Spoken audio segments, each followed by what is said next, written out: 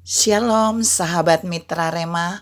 Hari ini tanggal 15 Mei 2023, kita akan sama-sama mendengarkan firman Tuhan yang terambil dalam kitab Kejadian 37 ayat yang ke-6 sampai ke-7 dan yang ke-9 yang berkata demikian. Karena katanya kepada mereka, coba dengarkan mimpi yang ku mimpikan ini. Tampak kita sedang di ladang mengikat berkas-berkas gandum, lalu bangkitlah berkasku dan tegak berdiri. Kemudian datanglah berkas-berkas kamu, sekalian mengelilingi sujud menyembah kepada berkasku itu. Lalu ia memimpikan pula mimpi yang lain yang diceritakan kepada saudara-saudaranya, katanya, aku bermimpi pula, tampak matahari, bulan, dan 11 bintang sujud menyembah kepadaku. Demikianlah firman Tuhan, dan firman ini akan sama-sama saudara dan saya renungkan di hari ini yang saya beri judul Impian Tuhan.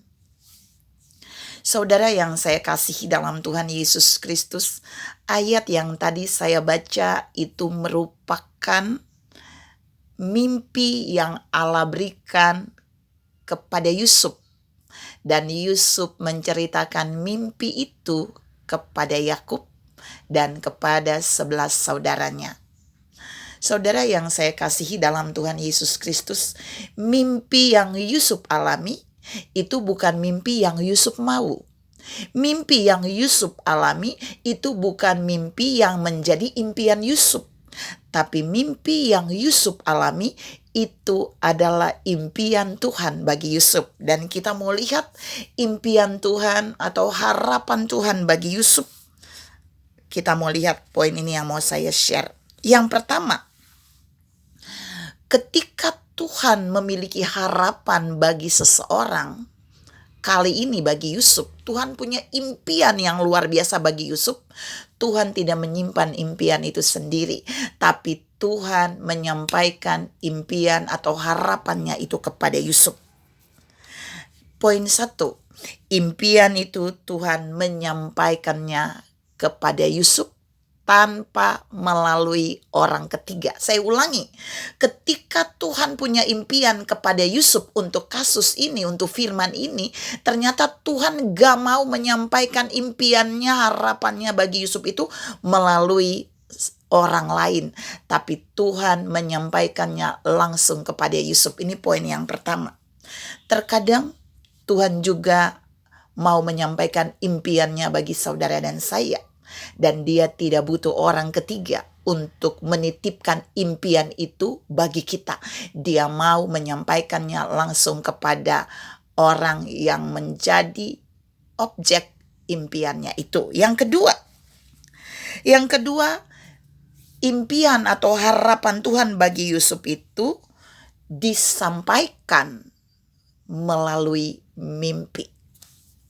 Dalam firman yang lain berkata, Allah dapat berbicara melalui berbagai cara, dan salah satu caranya melalui mimpi.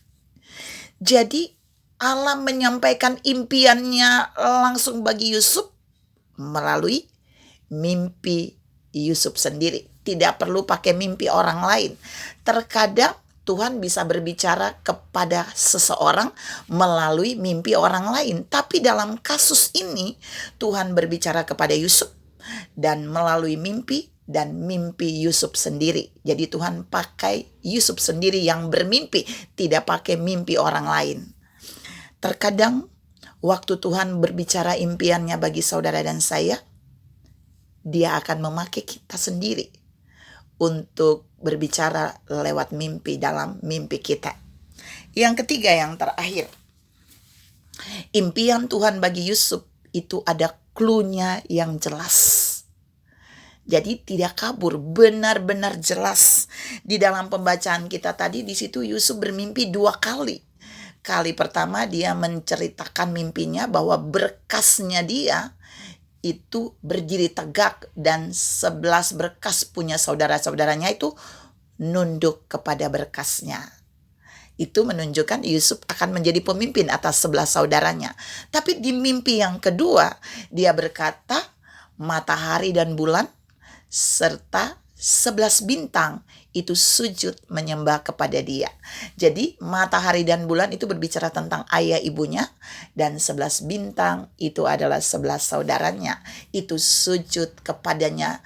Mimpi dua ini menunjukkan bahwa Allah sedang menyampaikan kepada Yusuf bahwa dia akan menjadi pemimpin yang besar, dia akan menjadi pemimpin yang luar biasa, dia akan menjadi pemimpin yang Allah impikan. Saya ulangi, di poin 3 ini Allah sedang mencurahkan isi hatinya secara detil bagi Yusuf dalam mimpi bahwa dia akan menjadi pemimpin yang dahsyat dan luar biasa.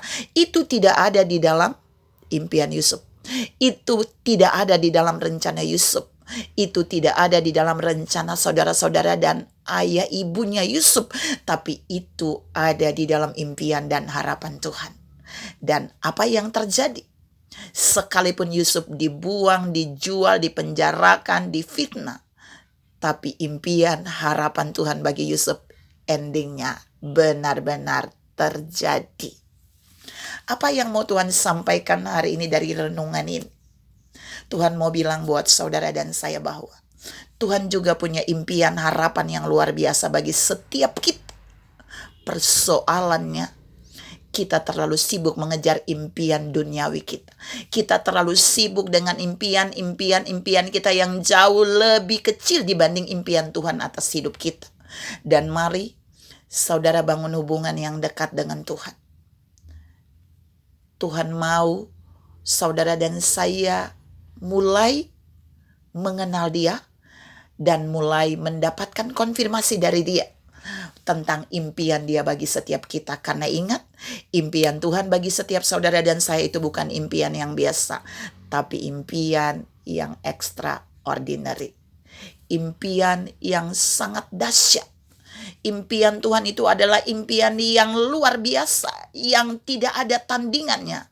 Dan impian itu akan Dia buat terjadi dalam hidup kita. Tuhan memberkati saudara berlimpah. Amin.